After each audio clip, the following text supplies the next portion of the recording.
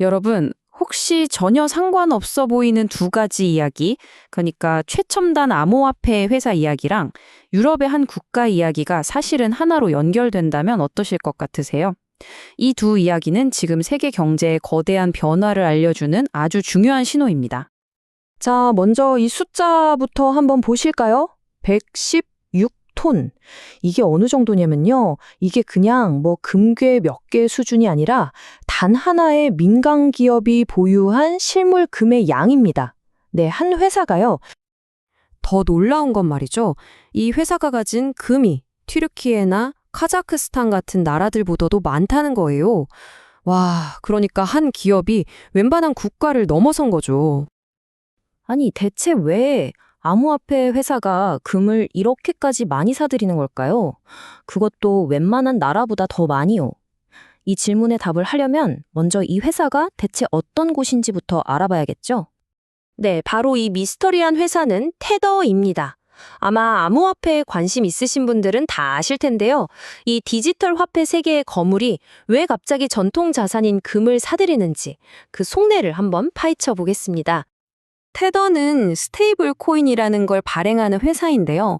이게 뭐냐면 쉽게 말해서 1코인이 항상 1달러 가치를 유지하도록 만든 디지털 화폐예요. 그러려면 당연히 그 가치를 보증할 담보 자산이 필요하겠죠. 그래서 테더는 암호화폐 세계의 중앙은행처럼 엄청난 자산을 굴리는데 최근에 이 자산 목록에 아주 특이한 변화가 감지됐습니다. 네, 바로 금을 해지 수단으로 쓰는 겁니다. 해지, 말이 좀 어렵죠? 그냥 보험이라고 생각하시면 편해요. 다른 자산들 가치가 막 떨어질 때 금은 안전하게 가치를 지켜주잖아요. 바로 그런 역할을 기대하는 거죠. 근데 테더는 대체 어떤 위험을 피하려고 이런 보험을 드는 걸까요? 테더가 진짜로 두려워하는 것, 바로 이겁니다. 눈덩이처럼 불어나는 정부 부채, 그리고 그 부채가 언젠가는 터질지도 모른다는 그런 불안감이죠. 이 모든 일의 시작은 1971년으로 거슬러 올라가는데요. 바로 미국이 달러랑 금의 연결고리를 끊어버린 이른바 근본위제 폐지 때부터입니다. 그 이후로 정부 부채는 보시는 것처럼 정말 말 그대로 폭발했어요. GDP 대비 100%를 훌쩍 넘었고 앞으로 10년 안에는 120%까지 갈 거라고 하네요. 아니, 어떻게 이런 일이 가능했을까요? 그건 바로 지금 우리가 쓰는 돈, 법정화폐 시스템 덕분입니다. 여러분, 우리가 쓰는 지폐는 사실 그냥 종이잖아요. 근데 이게 가치가 있는 이유는 금 같은 실물이랑 바꿔줘서가 아니라 정부가 이건 돈이야 하고 보증해주기 때문이죠. 순전히 신뢰 하나에 의존하는 시스템인 거예요. 자, 바로 여기서 문제가 시작됩니다. 정부 부채가 너무너무 커져서 저 정부가 저 빚을 다 갚을 수 있을까 하는 의심이 들기 시작하면 그 신뢰에 금이 가기 시작하는 거예요. 그리고 그 신뢰가 무너지면 달러의 가치도 당연히 흔들릴 수밖에 없는 거죠. 그런데 말이죠. 이런 걱정을 하는 게 과연 테더 같은 민간 기업뿐일까요? 놀랍게도 이제는 정부도 비슷한 움직임을 보이고 있습니다.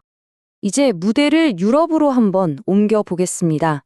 G7 국가 중 하나인 이탈리아, 여기도 금을 주목하고 있는데요. 근데 그 방식이 테더랑은 아주 다릅니다. 자, 3천억 달러. 우리나라 돈으로 하면 거의 400조 원에 가까운 돈이죠. 이게 이탈리아 중앙은행이 가지고 있는 금의 가치인데요. 이탈리아 정부가 이 어마어마한 금을 가지고 아주 논란이 될 만한 계획을 세우고 있습니다. 이탈리아는 이 금을 팔 생각은 전혀 없어요. 대신 이걸로 일종의 회계 마술을 부리려고 합니다. 그러니까 실제 재정 상태는 그대로인데 서류상으로만 국가 재정이 더 튼튼해 보이게 만들려는 꼼수죠. 방법은 이렇습니다. 첫째, 원래 중앙은행 소유인 금을 이거 사실 우리 정부 자산이야 라고 법적으로 소유권을 바꿔버립니다. 그럼 어떻게 될까요? 둘째, 서류상으로 국가 총자산이 갑자기 확 늘어나는 거죠. 셋째, 빚은 그대로인데 자산만 늘었으니 공식적인 부채 비율은 떨어져 보이고요.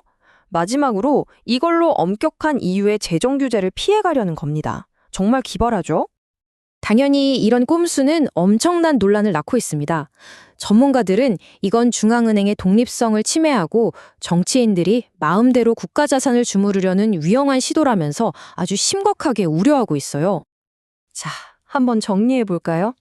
한쪽에서는 최첨단 기술의 상징인 암호화폐 회사가, 다른 한쪽에서는 전통적인 강대국인 유럽 국가가, 이렇게 전혀 다른 두 주체가 똑같이 금을 바라보고 있습니다. 이게 과연 돈의 미래에 대해 뭘 말해주고 있는 걸까요? 이 표를 보시면 두 주체의 차이가 명확하게 보입니다. 태도는 다가올 위기를 막기 위한 방패로서 금을 실제로 사들이고 있고요. 반면에 이탈리아는 당장의 재정 문제를 가리기 위한 포장지로 이미 가지고 있는 금을 이용하고 있는 거죠. 목적은 다르지만 둘 다 금을 보고 있다는 게 핵심입니다. 방법은 달라도 결국 그 뿌리는 하나입니다. 정부가 너무 많은 빚을 지고 있는 이 시대에 결국 가장 믿을 수 있는 최후의 보루, 즉 안전자산은 역시 금이라는 사실을 모두가 다시 한번 깨닫고 있다는 거죠. 그리고 이런 흐름이 금에만 해당되는 얘기는 아닙니다. 흔히 디지털 금이라고 불리는 비트코인도 마찬가지예요. 똑같은 이유, 그러니까 정부가 찍어내는 돈의 가치가 떨어질 것에 대한 보험으로 점점 더 많은 주목을 받고 있습니다.